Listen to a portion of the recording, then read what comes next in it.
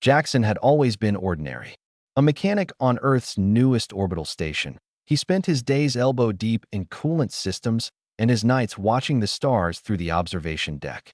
He never imagined that one chance encounter would change everything. The bar was crowded that night, filled with traders, pilots, and travelers from a dozen different worlds. Jason sat alone, nursing a drink and watching the parade of alien species mingling with humans. The integration into the Galactic Council had been smooth, but Earth was still considered a backwater planet, barely worth noting in the grand scheme of the cosmos. That's when she walked in. Emma moved through the crowd with an effortless grace that made heads turn. She wore simple civilian clothes, a dark jacket and comfortable pants, nothing that would suggest she was anyone important. Her auburn hair fell loosely around her shoulders, and her green eyes sparkled with intelligence and something else Jason couldn't quite place. Weariness, perhaps, or loneliness. Their eyes met across the bar, and she smiled. "This seat taken?" Emma asked, gesturing to the stool beside him. Jason shook his head, suddenly very aware of the grease still under his fingernails. "All yours." They talked for hours. Emma was funny, sharp, and surprisingly knowledgeable about everything from quantum mechanics to ancient Earth literature. She asked about his work, seemed genuinely interested in the mundane details of maintaining life support systems. Jason found himself opening up in ways he rarely did, sharing his dreams of exploring the outer systems, his frustrations with Earth's slow progress in the galactic community. "What about you?" Jackson asked. "What brings you to this station?" Emma's smile faltered for just a moment. "Just passing through. Sometimes you need to get away, you know? Be somewhere no one knows your name." Jason understood that feeling all too well. "To anonymity, then," he said, raising his glass. "To anonymity," Emma echoed. The night stretched on. They left the bar and walked through the observation deck, watching ships come and go against the backdrop of Earth's blue marble. Emma stood close to him, and when their hands brushed, neither pulled away. "I have to leave tomorrow," Emma said quietly. "Early. Very early. Where are you headed?" "Somewhere I'm needed." She turned to face him, her expression serious. "Jason, I need you to know, tonight has been wonderful. Real. I haven't felt this normal in. I can't remember how long." He kissed her then, and she kissed him back with an intensity that spoke of desperation and longing. They spent the night together in his modest quarters, two souls finding comfort in each other's arms, pretending that morning would never come. But morning did come. Jason woke to find Emma already dressed, standing by the window. The first rays of artificial dawn illuminated her face, and for a moment, she looked almost ethereal. "I have to go," she whispered, leaning down to kiss his forehead. "Thank you for last night."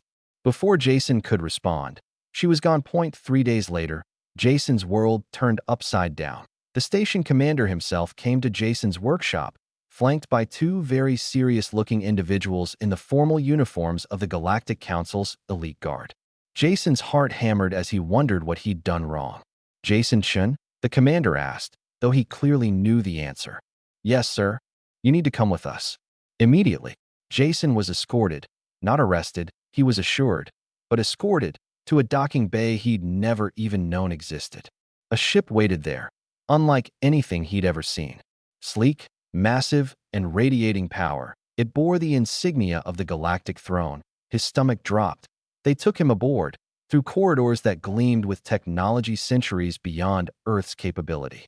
Finally, they stopped before an ornate door that opened silently. The room beyond was breathtaking, a vast chamber with windows overlooking the cosmos.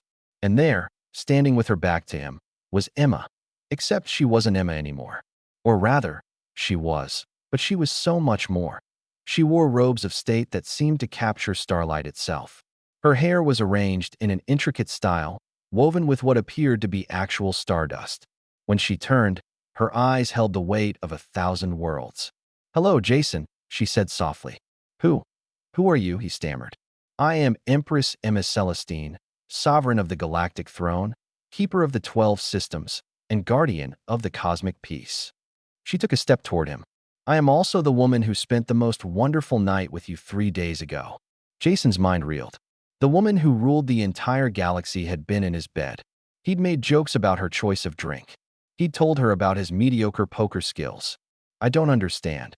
he managed. Emma's formal demeanor cracked, revealing the woman he'd met in the bar. I needed one night, Jason. One night to be normal. To not be the Empress, the decision maker, the one upon whom trillions depend. I've been ruling for 15 years, since I was barely 20. Do you know what that's like? Never being able to trust if people like you, or for your power. She moved closer, and he could see tears glistening in her eyes. Then I met you. A human mechanic who had no idea who I was and didn't care. You talked to me about coolant recyclers and your favorite terrible movies. You made me laugh. You made me feel human. Jason found his voice. So what happens now? Emma smiled sadly. Now, I have to ask you for an impossible thing. I'm not here to offer you riches or power, Jason. I'm here to ask if you would consider seeing me again. Not the Empress. Me. Emma. Jason looked at this woman, this impossibly powerful woman who could command fleets and reshape worlds with a word, and saw the loneliness in her eyes. The same loneliness he felt every day. I'm just a mechanic, he said. I know, Emma replied. That's why I'm here. Jason took a deep breath. The most powerful being in the known universe was asking him for a second date. He thought about the woman who'd laughed at his jokes, who'd held his hand under the stars, who'd fallen asleep with her head on his chest. He smiled. Dinner? Maybe somewhere a bit quieter than a station bar. Emma's face lit up with genuine joy. I'd like that very much. As it turned out, sometimes the most extraordinary thing in the galaxy was finding someone who saw you as ordinary. And for both Jason and Emma, that was everything. Humanity had joined the stars and brought with them their greatest strength, the ability to see beyond titles and thrones, to connect soul to soul. And that, truly, was why humanity would always be special among the stars.